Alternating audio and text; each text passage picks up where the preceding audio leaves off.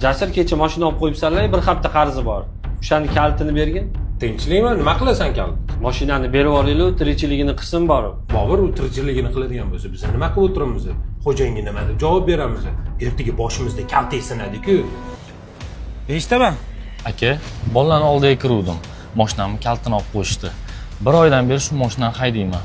Bir haftalik qarzingiz bor deyishyapti.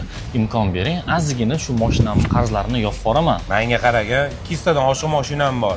Ha, menga yordam beraversam. Menga kim yordam beradi? Kreditlarim bor, yopishim kerak. Xafa bo'lma. Mashinani tashab ketur. Boshqa ish qila qol. Bolam, o'g'lim sizlarda bir oydan beri mashina haydaydi.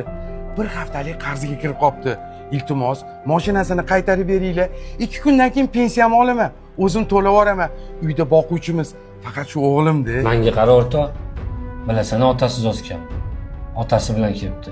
Uyda yolg'iz boquvchi ekan. Bir haftada to'lab yuboraman deyapti. Mabodo to'lamasa, oyligimni olib qolasan. Bobur, bu saxiyligingda hech qachon ko'karmaysan.